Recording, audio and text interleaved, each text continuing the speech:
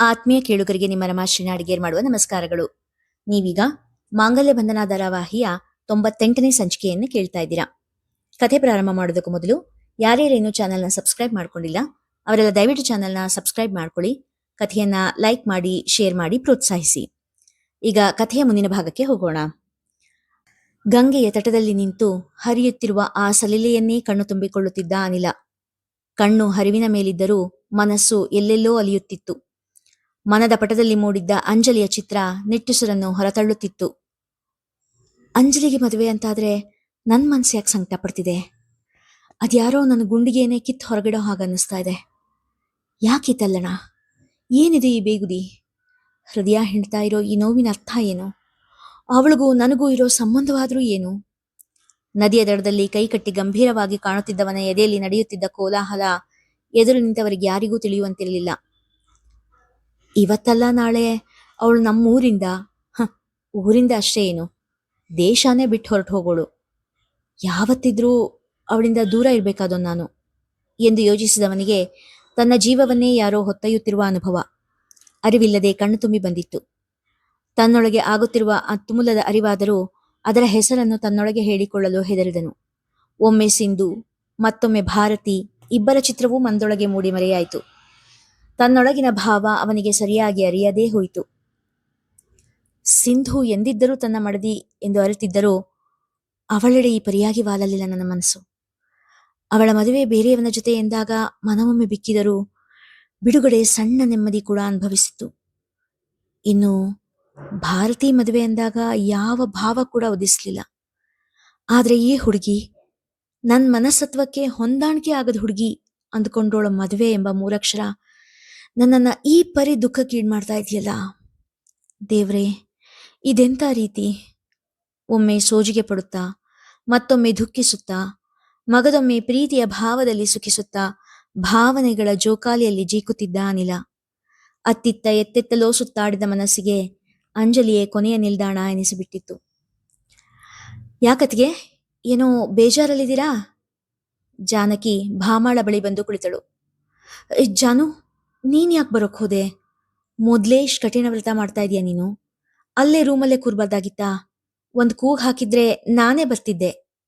ಜಾನಮ್ಮನ ಮೇಲಿನ ಕಾಳಜಿ ಮಾತ್ರವಲ್ಲದೆ ವಾತ್ಸಲ್ಯ ಕೂಡ ಸೇರಿತ್ತು ಅವರ ದನಿಯಲ್ಲಿ.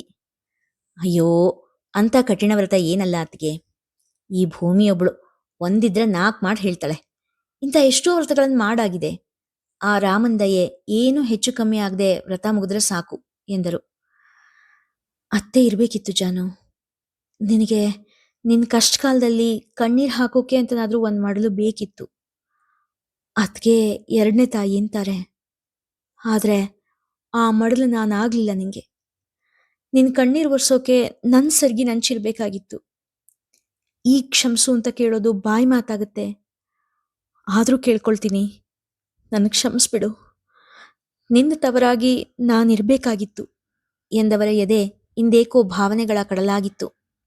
ಅಯ್ಯೋ ಅತಿಗೆ, ಇದ್ಯಾಕತಿಗೆ ಹೀಗಂತಿದ್ದೀರಾ? ನಿಮ್ ಕೈ ನೊಡೆಯೋ ಹಾಗಿದ್ರೆ ನೀವೇ ನಂಗೆ ನೆರಳಾಗಿ ನಿಲ್ತಿದ್ರಿ ಅನ್ನೋ ವಿಶ್ವಾಸ ನಂಗಿದೆ ಅದಕ್ಕೆ. ನಿಮ್ ಪ್ರತಿರೂಪನೆ ತಾನೆ ಭೂಮಿ. ಬುದ್ಧಿ ಬಂದಾಗಿಂದ ಅವಳೇ ನನ್ನ ತಾಯಿಯಾಗಿ ನಿಂತಿಲ್ವಾ? ನಂಗೊಂದೇ ಆಸೆ ಅದಕ್ಕೆ, ಕಾಡ್ ಮಲ್ಗೆ ಹಾಗೆ ಆಗಿರೋ ಅವಳ ಬಾಳು ಸರಿ ಹೋಗ್ಬೇಕು. ಅವಳ ಮುಖದಲ್ಲಿ ನೆಮ್ಮದಿ ನಗು ಕಾಣಬೇಕು. ಅರಿಶಿನ ಕುಂಕುಮ ಶೋಭಿತೆಯಾಗಿ ಮುಡಿ ತುಂಬ ಹೂ ಮುಡ್ದು ಮುತ್ತೈದೆಯಾಗಿ ನಗೋ ಭೂಮಿನ ನಾನ್ ಹಾರೈಸ್ಬೇಕು. ಅಲ್ಲಿವರೆಗೂ ಆ ಶ್ರೀರಾಮ ನಂಗೆ ಆಯಸ್ಕೊಟ್ರೆ ಸಾಕು. ಆಕಾಶದ ಕಡೆ ಕೈ ಮುಗಿದರು ಜಾನಕಿ. ಜಾನು, ಹಾಗ್ಯಾಕಂತೀಯ ಜಾನು? ಅವಳ ಮಕ್ಕಳ ಬಾಣಂತನ ಕೂಡ ನೀನೇ ಮಾಡ್ಬೇಕು. ಆಯುಷ್ವಂತಲಾಗಿ ಬಾಳ್ಬೇಕು ನೀನು. ಅಕ್ಕರೆಯ ಹಾರೈಕೆ ಅವರದ್ದು. ಅಯ್ಯೋ, ಈ ಹಾರೈಕೆ ಬೇಡ ಅತ್ಗೆ. ಅಷ್ಟೊಂದು ಕರ್ಮಫಲ ಸವಿಸ್ಬೇಕಾಗಿದೆಯೇ ನಾನು? ಜಾನಮ್ಮನವರ ಕಣ್ಣಲ್ಲಿ ತುಂತುರು. ಅದ್ಯಾವ ಜನ್ಮದಲ್ಲಿ ಅದೆಷ್ಟು ಪಾಪ ಮಾಡಿದ್ನು, ಈ ಜನ್ಮದಲ್ಲಿ ಅದ್ರ ಫಲ ಅನುಭವಿಸ್ತಾ ಇದ್ದೀನಿ. ಏನಿದೆ ಅದಕ್ಕೆ ಈ ಜನ್ಮದಲ್ಲಿ? ಮಗಳಾಗಿ ಹೆತ್ತೋರಿಗೆ ನೆಮ್ಮದಿ ಕೊಡ್ಲಿಲ್ಲ, ಸೊಸೆಯಾಗಿ ಅತ್ತೆ ಮನೆ ವಂಶ ಬೆಳಗ್ಲಿಲ್ಲ, ಒಂದು ಜೀವ ಹೊರೋ ಭಾಗ್ಯ ಕೂಡ ನನಗಿಲ್ದೆ ಹೋಯ್ತು. ಈ ಜನ್ಮ ನಂಗೆ ಸಾಕಾಗಿದೆ ಅದಕ್ಕೆ. ಆ ರಾಮ ಕರುಣೆ ತೋರಿ ಎನ್ನುತ್ತಿದ್ದವರ ಮಾತನ್ನು ತಡೆದರು ಭಾಮ. ಹಾಗನ್ಬೇಡ ಜಾನು, ಇದು ನಿನ್ ಪರೀಕ್ಷೆ ಕಾಲ ಎಂದಾಗ ನಸುನಕ್ಕರು ಜಾನಮ್ಮ.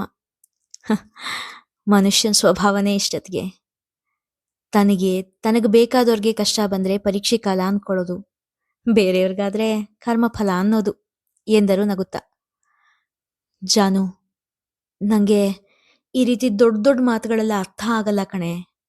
ನಂಗೆ ಗೊತ್ತಿರೋದು ಒಂದೇ, ನೀನು ನಮ್ಮ ನಡುವೆ ಇರಬೇಕು, ನಮ್ಮನೆ ಬೆಳಕಾಗಿ, ಭೂಮಿ ಅತ್ತೆ ಆಗಿ. ಇಷ್ಟು ಹೇಳುವಷ್ಟರಲ್ಲೇ ಭಾಮ ಅವರ ಗಂಟಲು ಬಿಗಿದು ಬಂದಿತ್ತು. ಅಯ್ಯೋ ಅತ್ಗೆ, ನೀವು ಅಳೋದ್ಯಾಕೆ? ಹುಟ್ಟು ಸಾವು ನಮ್ಮ ಕೈಲಿದ್ಯಾ? ಸುಮ್ಮನೆ ನನ್ನ ಮನ್ಸಿನ ಮಾತು ಹೇಳ್ದೆ ಅಷ್ಟೆ. ಅತ್ತಿಗೆಯ ಪ್ರೀತಿ ಜಾನಮ್ಮನ ಕಣ್ಣಿನ ಅಂಚು ಒದ್ದೆಯಾಗಿಸಿತ್ತು. ಅಭಿ, ನಾನಿನ್ ಹೊರಡ್ತೀನಿ, ಅನಿಲ ಹೇಳಿದಾಗ ಬೇಡವೆನ್ನುವ ಯಾವ ಕಾರಣವೂ ಸಿಗಲಿಲ್ಲ ಅಭಿಗೆ. ತುಂಬ ಥ್ಯಾಂಕ್ಸ್ ಅನಿಲ, ಈ ಹೊತ್ತಲ್ಲಿ ನೀನು ಇಲ್ಲಿದ್ದಿದ್ದು ನಂಗೆ ತುಂಬ ಧೈರ್ಯ ಕೊಡ್ತು.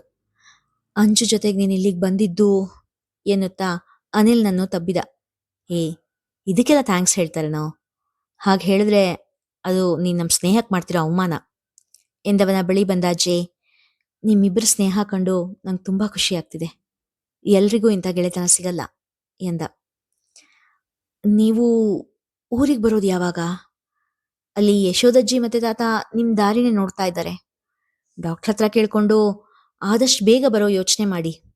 ಅನಿಲ್ನ ಮಾತಿಗೆ ಅಣ್ಣ ತಮ್ಮ ಇಬ್ಬರೂ ಸಹಮತ ವ್ಯಕ್ತಪಡಿಸಿದರು. ಕೋದಂಡನ ಬಳಿ ಬಂದ ಅನಿಲ ತಾನು ಊರಿಗೆ ಹೊರಟಿರುವ ವಿಷಯ ತಿಳಿಸಿದ. ಅಲ್ಲೇ ಇದ್ದ ಚಾರುವಿಗೆ ಕೂಡ ಬಾಯಿ ಹೇಳಿ ಹೊರಟ. ಅವನ ಕಣ್ಣುಗಳು ಅಂಜುವನ್ನು ಅರಸುತ್ತಿದ್ದವು. ಎಷ್ಟೇ ಬೇಡವೆಂದುಕೊಂಡರೂ ಅನಿಲ್ ನಮನ ಅವಳಿಗಾಗಿ ಮಿಡಿಯುತ್ತಿತ್ತು. ಆದರೆ ಅವಳ ದರ್ಶನ ಮಾತ್ರ ಅವನಿಗಾಗಲಿಲ್ಲ. ಅನಿಲ್, ಅಪ್ಪ ಸ್ವಲ್ಪ ಹುಷಾರಾಗ್ತಿದ್ದ ಹಾಗೆ ಅಲ್ಲಿಗೆ ಬರೋ ವ್ಯವಸ್ಥೆ ಮಾಡ್ಕೊಳ್ತೀನಿ. ಅದು ಏನೋ ಹೇಳಲು ಹಿಂದೆ ಮುಂದೆ ನೋಡಿದ ಅಭಿಯ ಭುಜವನ್ನು ಮೆದುವಾಗಿ ಒತ್ತಿದ ಅನಿಲ. ಏನು, ಭೂಮಿಗೇನಾದ್ರೂ ಸಂದೇಶ ಕೊಡ್ಬೇಕೇನೋ? ನಾನು ಪಾರಿವಾಳಂತರ ಹಾರಿ ಹೋಗಿ ನಿಮ್ ಸಂದೇಶನ ಅವಳಿಗೆ ಕೊಡ್ತೀನಿ, ಹಗುರಾಗಿ ನಗುತ್ತಾ ಹೇಳಿದ. ಒಂದು ಲೆಟರ್ ಕೊಡ್ತೀನಿ. ಓ ವಾವ್, ವಾಟ್ಸಪ್ ಜಮಾನದಲ್ಲಿ ಪ್ರೇಮ ಪತ್ರ, ಹಾಸ್ಯವಾಗಿ ಹೇಳಿದ ಅನಿಲ. ಬೇಗ ಬಾ ಅಭಿ, ನನ್ನ ತಂಗಿ ನಿನಗೋಸ್ಕರ ಜೀವ ಬಿಗಿ ಹಿಡಿದು ಕಾಯ್ತಾ ಇರ್ತಾಳೆ ಎಂದ. ನಾನು ಕೂಡ ಭೂಮಿಗಾಗಿ ಎಂದವ ಮತ್ತೇನೂ ಹೇಳದೆ ಅನಿಲ್ನ ಅಂಗೈ ಒತ್ತಿದ. ಘನಪಾಠಿಗಳು ಕೈಲಿ ಪಂಚಾಂಗ ಹಿಡಿದು ಕುಳಿತಿದ್ದರು. ಕಣ್ಣು ಪಂಚಾಂಗದಲ್ಲಿ ನೆಟ್ಟಿದ್ದರೆ ಮನಸ್ಸು ಅದೇನನ್ನೋ ಲೆಕ್ಕ ಹಾಕುತ್ತಿತ್ತು. ಅದೇನದು, ಪಂಚಾಂಗದಲ್ಲಿ ಮುಳುಗ್ಬಿಟ್ಟಿದ್ದೀರಾ? ಹಾಲಿನ ಲೋಟ ಹಿಡಿದು ಬಂದ ಯಶೋದಜ್ಜಿ ಲೋಟವನ್ನು ಘನಪಾಠಿಗಳ ಎದುರಿಗೆ ಹಿಡಿದರು. ನಿಟ್ಟುಸಿರು ಬಿಟ್ಟ ಘನಪಾಠಿಗಳು, 2 ತಿಂಗಳಿಗೆ ನಮ್ಮ ಕೋದಂಡುಗೆ 60 ತುಂಬುತ್ತೆ. ಎಲ್ಲ ಸರಿ ಇದ್ರೆ ಅವನಿಗೆ ಷಷ್ಠಿ ಪೂರ್ತಿ ಶಾಂತಿ ಮಾಡ್ಬೋದಾಗಿತ್ತು. ಏನೋ ನಾವದೆಲ್ಲ ಪಡೆದು ಬಂದಿಲ್ಲ ಬಿಡು, ಎಲ್ಲ ಕನಸು ಅಷ್ಟೆ. ನಿಟ್ಟುಸಿರು ದೀರ್ಘವಾಯಿತು. ದೇವ್ರ ಮನಸ್ಸು ಮಾಡಿದ್ರೆ ಆಗ್ಬೋದು ಬಿಡಿ, ಯಶೋದಜ್ಜಿ ಆಶಾಭಾವದಲ್ಲಿ ನುಡಿದರು. ಅದೇಗಾಗುತ್ತೆ ಯಶೋದ?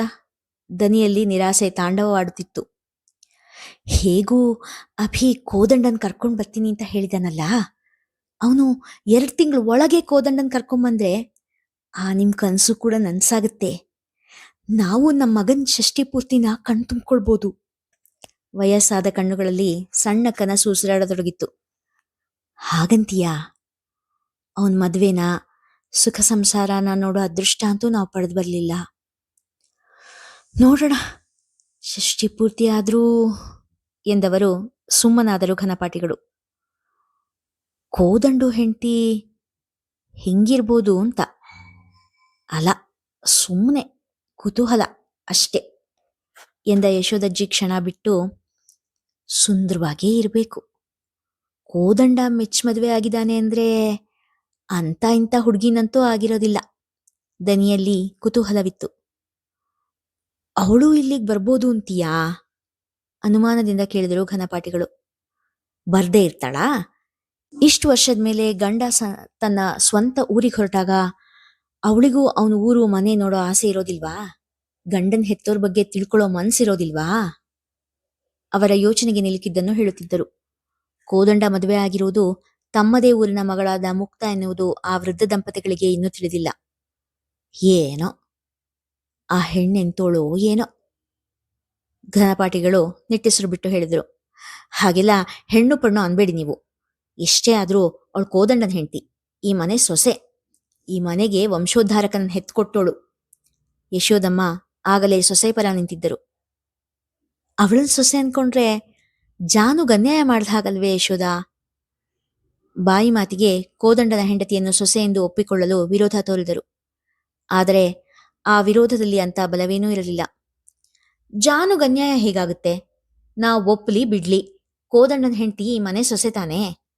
ಅದಾಗಿ ದಶಕಗಳೇ ಕಳೆದು ಹೋಗಿದೆ. ಹಾಗಿದ್ದಾಗ ಈಗ ಹೊಸದಾಗೋ ಅನ್ಯಾಯ ಏನು? ಎಲ್ಲ ಹರಿಚಿತ್ತ. ಜಾನು ಹಣೆಯಲ್ಲಿ ಕೋದಂಡನ ಕೈಯಲ್ಲಿ ತಾಳಿ ಕಟ್ಸ್ಕೊಳ್ಳೋದು ಮಾತ್ರ ಬರ್ದಿತ್ತು, ಸಂಸಾರ ಮಾಡೋದಲ್ಲ. ಯಶೋದಜ್ಜಿ ಹೇಳುತ್ತಿದ್ದರೆ ಘನಪಾಠಿಗಳು ಮೂಕರಾಗಿ ಕೇಳುತ್ತಿದ್ದರು. ಆದ್ರೂ ಅವರೆಲ್ಲ ಇಲ್ಲಿ ಬಂದಿದ್ರೆ ಜಾನು ಎಲ್ಲಿರ್ಬೇಕು? ಪಾಪ ಅವರನ್ನೆಲ್ಲ ಕಣ್ಮುಂದಿಡ್ಕೊಂಡು ಬದುಕೋದು ಅಂದ್ರೆ ಸಾಮಾನ್ಯವೇ? ಘನಪಾಠಿಗಳು ಮೆತ್ತಗಾದ ದನಿಯಲ್ಲೇ ಹೇಳಿದರು. ಜಾನು ಇಲ್ಲೇ ಇರ್ತಾಳೆ ಎಲ್ರ ಜೊತೆಗೆ. ಅವಳಿಗೆ ತೀರಾ ಹಿಂಸೆ ಅನ್ಸಿದ್ರೆ ಹೇಗಿದ್ರು ಇದೇ ಊರಲ್ಲಿ ತವ್ರ ಮನೆ ಇದೆ, ಅಲ್ಲಿಗೆ ಹೋಗಿ ಬರೋದಕ್ಕೆ ನಮಗೇನು ಅಭ್ಯಂತರ ಇಲ್ವಲ್ಲ. ಅವಳಿಗೆ ಇಷ್ಟ ಬಂದಾಗ ಇಷ್ಟ ಬಂದ ಕಡೆ ಇರ್ಬೋದು, ಉದಾರವಾಗಿ ಹೇಳಿದರು ಯಶೋದ. ವಯಸ್ಸಾದ ಆ ದಂಪತಿಗಳಿಗೆ ಈಗ ತಾವು ಹೆತ್ತ ಮಗ, ಅವನ ಹೆಂಡತಿ ಮತ್ತವನ ಮಕ್ಕಳು ಮುಖ್ಯರಾಗಿದ್ದರೆ ಹೊರತು ಇಷ್ಟು ವರ್ಷ ತಮ್ಮ ಜೊತೆಯಲ್ಲಿ ಇದ್ದು ತಮ್ಮ ಕಷ್ಟ ಸುಖ ನೋಡಿಕೊಂಡ ಸೊಸೆ ಜಾನಮ್ಮ ಅಲ್ಲ. ಘನಪಾಠಿಗಳ ಹಾಗೂ ಯಶೋದಮ್ಮನ ಆರೋಗ್ಯ ವಿಚಾರಿಸಲು ಬಂದಿದ್ದ ಭೂಮಿಗೆ ಅವರಿಬ್ಬರ ಮಾತುಕತೆ ಕೇಳಿಸಿತು. ಅವರ ಮನದ ಮಾತು ಕೇಳಿಸಿಕೊಂಡ ಭೂಮಿಯ ಕೆನ್ನೆ ಮೇಲೆ ಕಣ್ಣೀರು ಹರಿಯುತ್ತಿತ್ತು. ಇಲ್ಲಿಗೆ ಇಂದಿನ ಸಂಚಿಕೆ ಮುಗಿಯಿತು. ಮುಂದಿನ ಕಥೆ ಮುಂದಿನ ಸಂಚಿಕೆಯಲ್ಲಿ. ಕಥೆ ಇಷ್ಟವಾಗಿದ್ರೆ ಹೆಚ್ಚು ಹೆಚ್ಚು ಜನರಿಗೆ ಶೇರ್ ಮಾಡಿ, ಕಥೆಯನ್ನ ಲೈಕ್ ಮಾಡಿ, ಹಾಗೆ ಕಾಮೆಂಟ್ ಸೆಕ್ಷನ್ ಅಲ್ಲಿ ನಿಮ್ಮ ಅಭಿಪ್ರಾಯ ತಿಳಿಸಿ ಪ್ರೋತ್ಸಾಹಿಸಿ. ಧನ್ಯವಾದಗಳು.